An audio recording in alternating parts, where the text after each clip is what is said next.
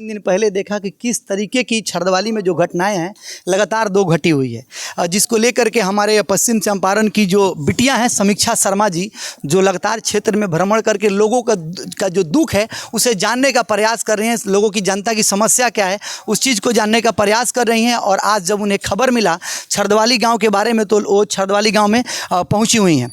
सबसे पहले मैम आपका स्वागत है। धन्यवाद। और सबसे पहले आपका धन्यवाद, आप ही ने मुझे इसके बारे में बताया और मुझसे बोला आने के लिए, तो थैंक यू वेरी मच।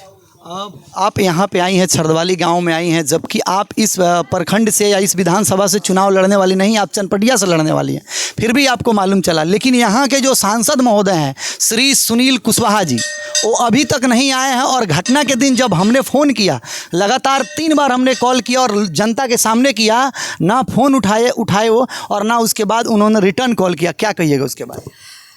मैं यही बोलूँगी कि अफ़सोस की बात है कि जिन्हें जनता विश्वास के साथ जिताती है और अपना सब कुछ देती है, मान सम्मान इज़्ज़त प्यार, और उनके सुख दुख में अगर हम लोग खड़े नहीं हो पा रहे हैं तो ये बहुत अफ़सोस की बात है। बट मैं आशा करती हूँ कि उन तक ये मैसेज पहुँचे और वो आके एक बार देखें, और आप देखिएगा तो आपको खुद लगेगा कि आने में देरी क्यों हो गई, और जो आपसे बन पाए प्लीज़ करिए।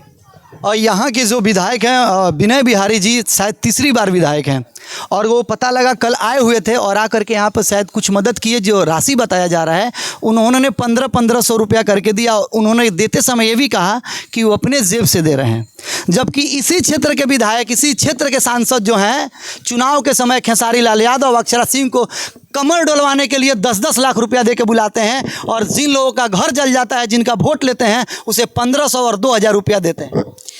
तो ये तो मैं यही बोलूँगी कि जनता को सोचने की बात है। मैं जो पहले बोल रही थी कि हम लोग अपनी ताकत को भूल जाते हैं। नेता कौन बनाता है? नेता जनता बनाती है, नेता कार्यकर्ता बनाते हैं, वही बनाएंगे वही बिगाड़ेंगे। तो आज उनके सामने अगर ये आ रहा है कि भाई मुझे जब ज़रूरत है तो मेरे प्रतिनिधि मेरे लिए कितना कर रहे हैं, तो आई होप कि जब उन्हें ज़रूरत पड़ेगा तो जनता उसका जवाब देगी। इस गांव में घर जलने से लेकर के उसके एक दिन पहले घटनाएं हो गई, जिसमें 2 बच्चे लगभग 18 से 19 साल के थे, जिनकी नदी में डूबने से मृत्यु हो गई। ये इतनी बड़ी खबर है, फिर इसके ऊपर भी कहीं ना कहीं सांसद महोदय जी नहीं आ पाए। तो पहले तो उन परिवार के लिए मैं अफसोस करूंगी जिन्होंने अपने बच्चों को खो दिया। और मुखिया जी, जिस दिन घटना हुआ कहीं ना कहीं आप पूरी घटना में साथ थे। पूरी घटना में क्या मतलब, जब से मुझे पता चला वो लोग डूबे, उसके 1-1.5 घंटे के बाद मैं पहुंचा वहां, तब से लेकर के संस्कार तक, दूसरे दिन के संस्कार तक मैं साथ में था। वो मेरे भतीजा भी एक उसमें है, तो मैं छोड़ कर के कहाँ जाता, मैं तो उसी में था। बेतिया था तभी नहीं आया, आग लगा तो मैं बेतिया में था, पोस्टमार्टम करा रहा था। तो वहाँ से भी मैं जितने अधिकारी थे सबको फ़ोन किया, गाड़ी भेजा यहाँ आग बुझाने के लिए। फिर उसके बाद भी मैं थाना पर जाकर के FIR करा रखा हूँ। उसको CO साहब को आवेदन आज देना है। इनको जो लाभ मिलेगा CO साहब के तरफ से वो मिलेगा ही मिलेगा। हम इनके लोकल जनप्रतिनिधि हैं, हम इनके लड़के हैं, इनके गांव के हमारे हैं, तो जो हमसे हो सकेगा हम चढ़ बढ़ के हिस्सा लेंगे। लड़की की शादी है, जो हमसे हो सकेगा वो पूरा एकदम सहयोग रहेगा, और शादी में सबसे आगे मैं ही रहूँगा। चलिए, इस बात के लिए मुखिया जी का बहुत बहुत धन्यवाद। मैम, जब आप कहीं ना कहीं बसंतपुर गांव में आई होंगी, और जैसे ही आप बसंतपुर गांव में एंट्री की होंगी, आप यहाँ की रास्ता देखी होंगी, यहाँ की सड़क देखी होंगी, क्या लगता है कि इतनी ख़राब सड़कें पश्चिम चंपारण के किसी और गांव में होगा? है क्योंकि आई थिंक ये जो झूठे बातें जो हम लोगों को जुमला मिलता है कि हर पंचायत में पक्का सड़क आ गया है, हर घर में शौचालय आ गया है, ये बहुत ही बड़ा यहाँ पे जुमला चल रहा है। और उसका एक उदाहरण आपका यहाँ पे जो रोड है बसंतपुर का, वो तो है ही, जहाँ पे गड्ढा कीचड़ पानी ये था कि जब गाड़ी आ रही थी तो बाइक वाले अलग ही रुक गए थे कि कीचड़ में उन लोगों का पैर नहीं पड़े, एंड साइकिल भी उसमें चल रही थी। तो अफसोस की बात है ना, वही लगता है। देखिए, कोई भी चीज़ में बार बार आप हर चीज़ के लिए सामने वाले को जब आप एक उंगली उधर उठाते हैं तो 3 उंगली आपके तरफ भी है, 4 उंगली आपके तरफ। जो जनता है, जैसे मैंने बोला कि वही बनाती है और वही हराती है। तो कहीं ना कहीं ये हमें सोचने, आप देखिए राजस्थान में हर 5 साल में सरकार बदलती है, वहाँ के चीफ मिनिस्टर बदलते हैं, वहाँ की सरकार बदलती है, चाहे सरकार कितना भी काम करे, क्योंकि वो एक प्रेशर बना रहता है उनके ऊपर। और वो हम लोगों की तरफ नहीं है, हम लोगों की तरफ बस एक बार कुर्सी मिल गई तो बैठे हुए हैं। वो चल रहा है, 20 साल चल रहा है, 25 साल चल रहा है। और जैसा आपने बोला कि हाँ भाई, जब इलेक्शन टाइम आता है तो कोई डांसर आ गए, कोई कुछ आ गए, उसमें लुभाया जा रहा है, जनता उसमें बम बम हो गई। और सबसे ज़्यादा तो यूथ उसमें जाते हैं। जो बेरोजगारी है, वो बेरोजगारी तो दिखती है उस सब प्रोग्राम में। जब उनको रोजगार मिलता है। पिछले चुनाव में भी जब हमने सांसद महोदय जी से ये सवाल किया था कि आखिर आप खेसारी लाल यादव को क्यों बुला रहे हैं, तो उन्होंने कहा कि जनता की डिमांड है। तो वही मैं बोल रही हूँ कि जब हम लोग एक उंगली उधर पॉइंट करें तो हमें भी देखना चाहिए कि हम लोग भी डिमांड करते हैं। आता है पैसा, बूथ बूथ बट रहा है, घर घर बट रहा है, तो हम ले रहे हैं तो हमें मिल रहा है, और उस पर हम लोग अपना वोट, जब आप वोट अपना बेच दीजिए, आप किस हक से जाके काम मांगिएगा, किस हक से आप डिमांड करिएगा कि ये गांव में ये रोड क्यों नहीं बन रहा है। बिकॉज वो तो आदमी बोलेगा कि भाई मैंने तो इतना खर्च किया आपके गांव में।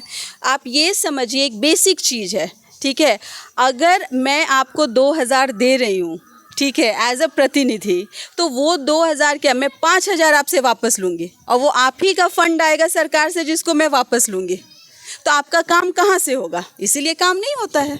अच्छा, अभी सबसे बड़ा जो इशू चल रहा है वो स्मार्ट मीटर को लेकर के है। कहीं ना कहीं हर गरीब परेशान है स्मार्ट मीटर को लेकर के, क्या कहिएगा स्मार्ट मीटर? हर गरीब नहीं, हर मिडिल क्लास भी परेशान है, लेकिन कहीं ना कहीं वो मिडिल क्लास जो एक अभी वहाँ पे आई थिंक कि मुखिया जी या सरपंच साहब बोल रहे थे, तो मैंने बोला कि हर कोई अपनी अपनी कुर्सी पे बैठा है लेकिन बेबस है, और वही हाल यहाँ पे भी हो गया है।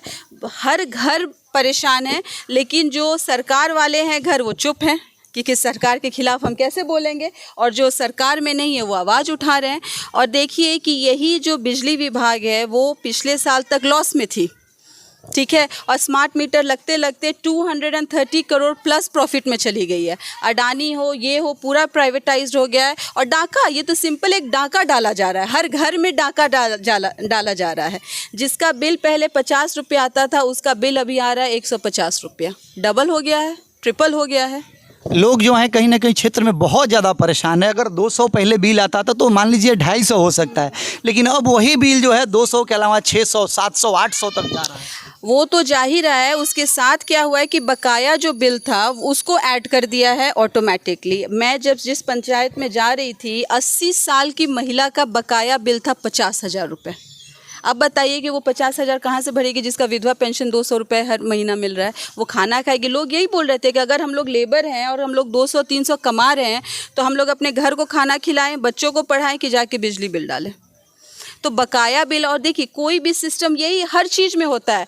आप नल जल योजना दीजिए, या ज़मीन सर्वे का चल रहा है, मान लीजिए जो घर जला उसमें तो आपका कागज़ जल गया, बाढ़ आया तो कागज़ आपका बर्बाद हो गया। हर घर में हर कोई ना कोई ज़मीन झंझट में है ही जिसका कागज़ नहीं है, और सर्वे वाले आ गए हैं सर्वे करने के लिए।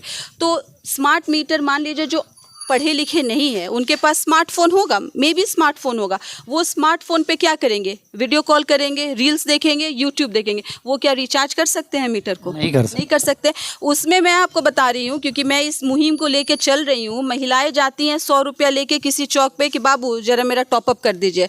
वो जब रिचार्ज में आप बिल देखिएगा तो 50 रुपये का रिचार्ज हो रहा है, 50 रुपये उस आदमी के पॉकेट में चला गया। और ये महिला को नहीं मालूम है, महिला लड़ रही है कि मैंने तो 100 रुपये का रिचार्ज किया था तो मेरा 50 रुपये कैसे हो गया।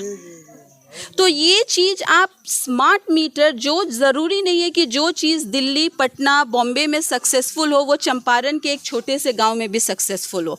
वो सक्सेसफुल तब होगा जब आप उसकी तैयारी करिएगा, आप लोगों को एजुकेट करिए, लोगों को समझाइए कि भाई सिस्टम कैसे है, कैसे काम करेगा, तब आप स्मार्ट मीटर लेके आइए। यहाँ तो हो गया कि आप नहीं लगाइएगा तो FIR हो जाएगा आपके ऊपर। तो लोग डर से स्मार्ट मीटर लगा रहे हैं, और उसके बाद उसको रिचार्ज करिए तो स्मार्ट मीटर में दिख रहा है कि बिजली है और घर में बिजली नहीं है और आपका पैसा जा रहा है। अच्छा, अभी आप यहाँ पे आई हैं, अभी तो आप विधायक भी नहीं हैं, सांसद भी नहीं है, मंत्री भी नहीं है। अभी आपने जो घर यहाँ पे देखा जिनका जला हुआ है, आपके तरफ से इन लोगों के लिए क्या कुछ रहेगा मदद?